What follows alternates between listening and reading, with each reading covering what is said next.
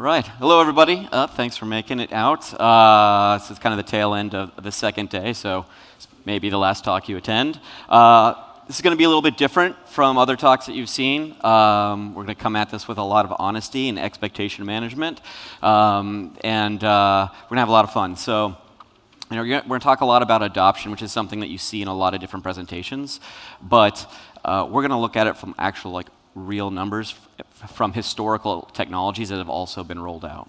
So just a little bit about me. Been in this space for a little over a decade. I'm head of Republic Crypto. Republic Crypto is the kind of the main revenue arm of Republic.com. I was CEO and co-founder of a company called the Coin Tree. We were the first doing multi-sig security and storage for Bitcoin back in 2011, 2012, and 2013. I was in the hedge fund space after that, running due diligence and fundamental analysis engineering teams for hedge funds, most of which was crypto-specific. Became a partner at TLDR Capital, which was the #1 ICO advisory firm 2016, 17, and 18.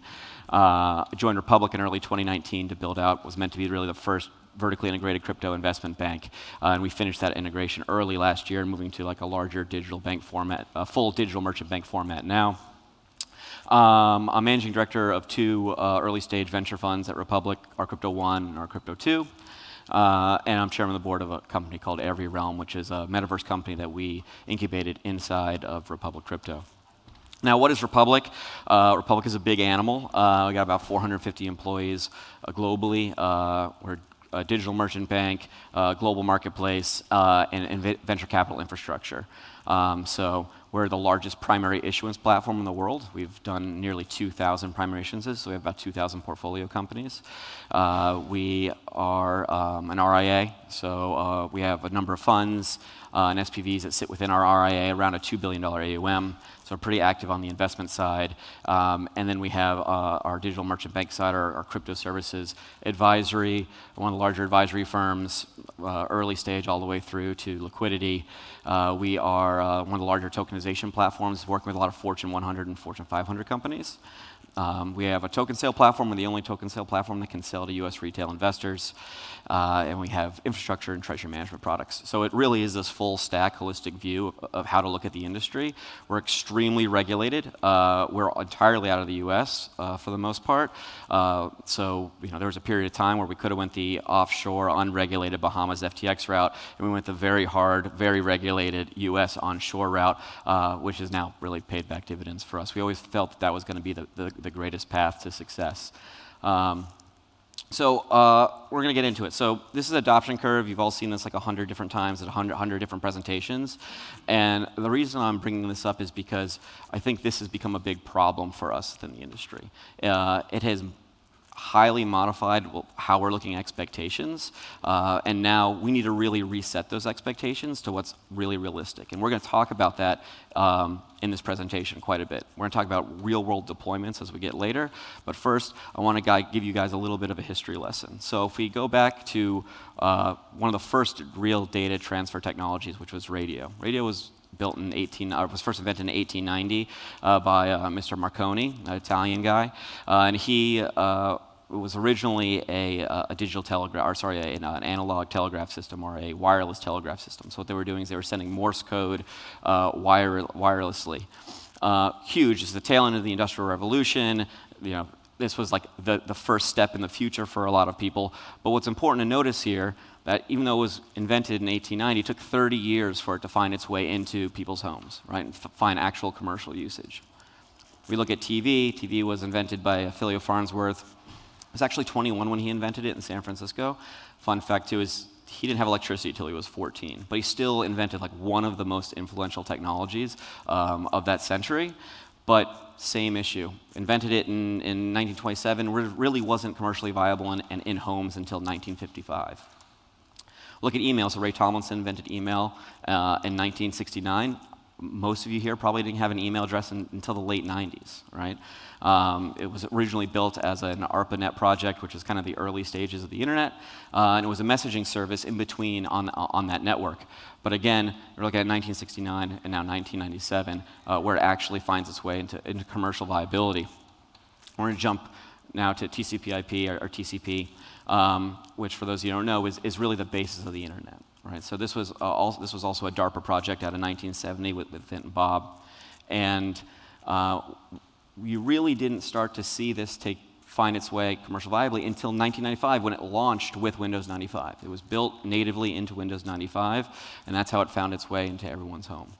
But I want to double click on this one a little bit more because there's a really interesting parallel between where we are now and where TCP/IP or TCP was back in 1983. In 1983, it became accepted as the standard for internet development or network development, which was 13 years after the creation of TCP/IP. Now, here we are 13 years after the creation of Bitcoin, and we're just starting to see the same level of standardization now across a variety of networks, right? So I don't think this is a coincidence, and as we dive deeper into this, I think that you'll start to share that opinion. So, like, where are we in comparison, right? Well, one of my favorite questions I always hear, or comments I hear is, oh, I missed blockchain. It's too late. It's already gone too far. Well, I mean, in 1903, you wouldn't tell people that they missed the internet. In 1940, they certainly didn't miss television. In 1983, they didn't, or 1903, they didn't miss radio, and in 1983, they didn't miss the internet, right?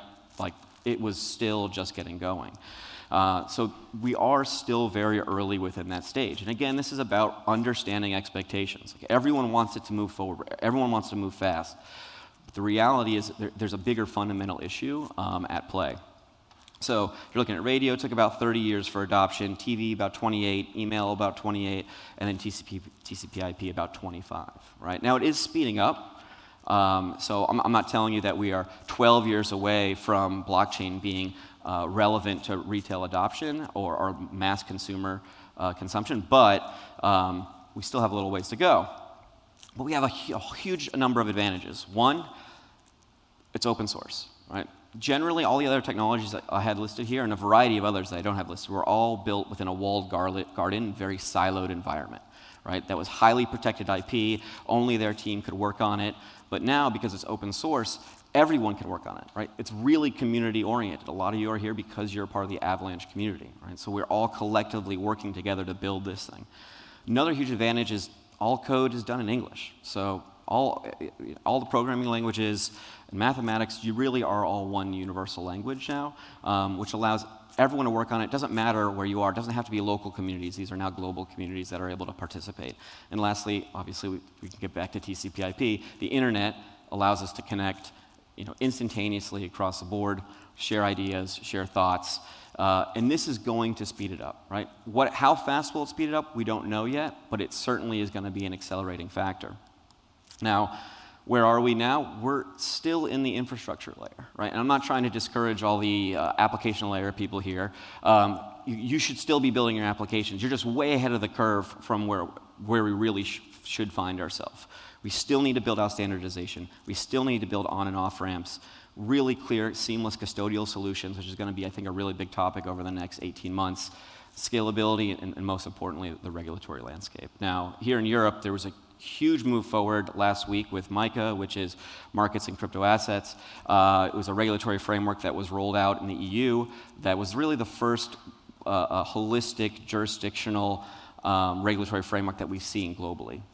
There's other areas too that are still making this push, such as South Korea, Hong Kong just did a huge move, and the UK is not far behind. It's going to apply a lot of pressure to the US, which is where I'm from, where we expect there to be regulatory frameworks coming in the relatively near future. But until those are decided, we're going to be held back in a number of ways. So it's our job here to be building that infrastructure component so that we can move this thing forward into the adoption layer. So, what is the adoption layer? I love this comparison, which is right now, every 13-year-old in the world has only existed in a world what Bitcoin has existed in. Right? And it's a really important number because 3 years from now, every 16-year-old in the world will have only existed in a world where Bitcoin's existed. And 16 is something to keep an eye on because that's where you usually decide if you're interested in becoming a developer or a software engineer or a software architect, right? That becomes the adoption layer, right? And it's not far behind, but that's really where it is. I know we all want to be the adoption layer because that seemingly is the fun spot, but it's just not our responsibility yet. It's going to be them. Those are the ones that are going to be coming up to do it. So what this means is that adoption is not really a technology problem. It's actually a human conditioning issue, right? It takes a generational shift in order to be able to onboard that adoption layer, right? So, are we going to find ourselves in 30 years? No, of course not, right? But it's going to take us time to get there. Maybe something more like 15 to maybe 17 years. So that would be saying something maybe make the next 2 to 5 years, something to that extent. But inevitably, we have to be preparing to support that group that's coming behind us. So what's the focus today? And if you haven't figured it out yet, infrastructure, right? This is an area where we spend a lot of time at Republic, and whether that's from a layer 1 or layer 2 side, or compliance, or tax, or storage, or custody, all those components are what is essential for this inevitably to move forward to that next level, right? So if we're not looking at infrastructure, like what is the next big thing? Like I said, I didn't want to discourage the app layer side of it, and we actually have real-world deployments that we're doing at Republic. And first area that we're spending a lot of time in is security tokens. Now, security tokens really came around in interest around 2017, but the infrastructure wasn't there to support them. It's really only recently that we've seen that infrastructure start to develop, and Avalanche is a really big part of that. And that's why a lot of our team here, is here at the Avalanche conference, because this is an area that we're expecting to see quite a lot of growth. So this is a great report from HSBC when they're looking at the tokenization market going forward, right? And they're evaluating that basically over the next 10 years, they're looking at around a 62% or greater CAGR across that time frame. And that's massive. If that doesn't make you bullish on security tokens, I really don't know what will. But you're talking about bonds, you're talking about home equity loans, you're talking about a ton of standard financial assets that are going to find themselves within a tokenized framework. And it's coming. And it's not going to be slow. It's going to come fast, right? Particularly after the regulatory frameworks become more clear, this is an area that you're going to see an extensive amount of growth. We often find ourselves in this conversation of security tokens versus utility tokens. Well, the reality is a lot of security tokens have more utility than utility tokens. It's really just poorly defined term.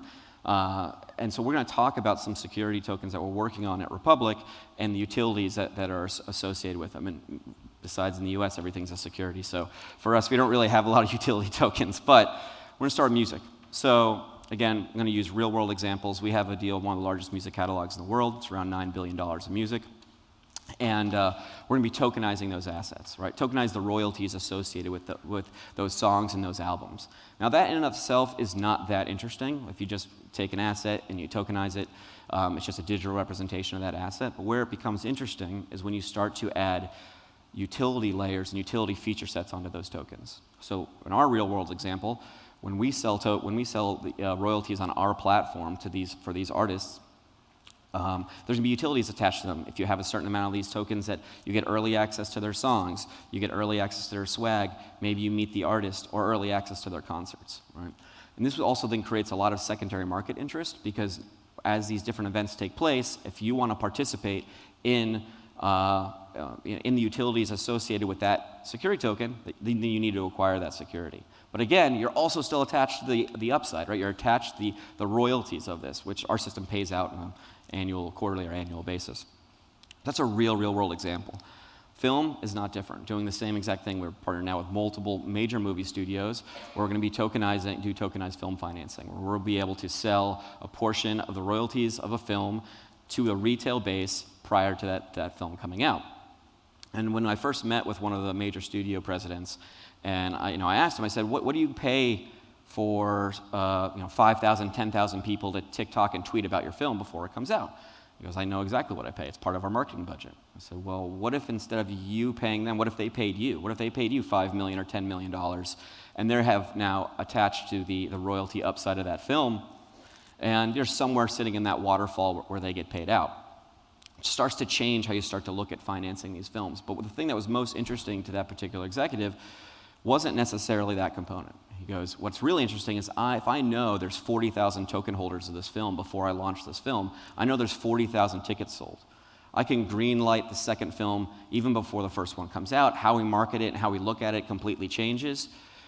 And even on the step even beyond that is on the value of the tail of the film. So you may or may not know, most of the revenue of a film comes from after it comes out, not the theatrical release. So there's a tail of revenue that comes with it. Now when you have a token that can interact with those fans, even post the film, you're able to now have a bi-directional engagement with that group instead of just a unilateral, which is where you're just pushing to them. And feature sets could be go to the premiere, could be meet the cast. And one of our examples that we're doing, you can be an extra in the film, right? So this also drives a lot of secondary market interest on a security token, of which you have attached the upside, but also there's utility feature sets. We believe that inevitably this is where we're going to capture retail interest on the security token side. One really unique caveat of film, though, is in the film industry is struggling with is they really struggle with open source. They want to own their products. They want to own the IP of everything that they do. And this is where Avalanche really becomes interesting because of subnets. Now with subnets, they can have their own subnet of which they have some level of control, some level of ownership of, and allows them to get beyond that problem with open source. So at Republic, we're building subnets for a variety of these clients where we go through the design, the economics, build, launch, I mean, really start to finish. If you guys are interested in learning more about it, this QR code will have like a deep dive if you really want to like go down the rabbit hole on it, so feel free to snag that.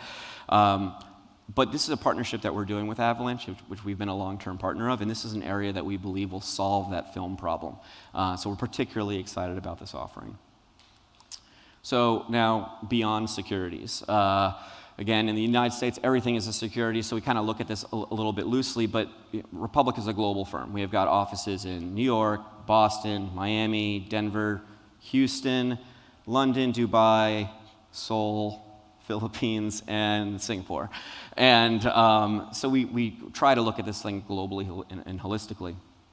And one of the areas that we have a lot of interest in particular is international GameFi. So not GameFi within the United States, but GameFi as it relates to jurisdictions outside the US, and in particular Korea is a market that we have a lot of interest in. So we have a big presence there. We have about 100 people in Korea.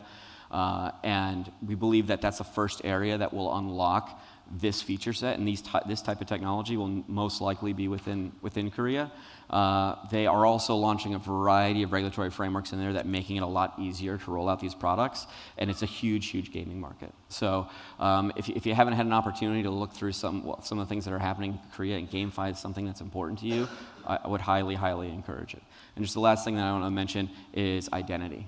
I think you're going to see a lot of identity products coming out over the next, call it 12 to 20 months. This is an area that's ripe for disruption. Blockchain fits it really, really well. And one of the few that will almost certainly not have a securities designation, but will solve a lot of major problems. But anyway, that's it. Thanks so much, guys, for joining. Have a wonderful rest of the conference. Thank you.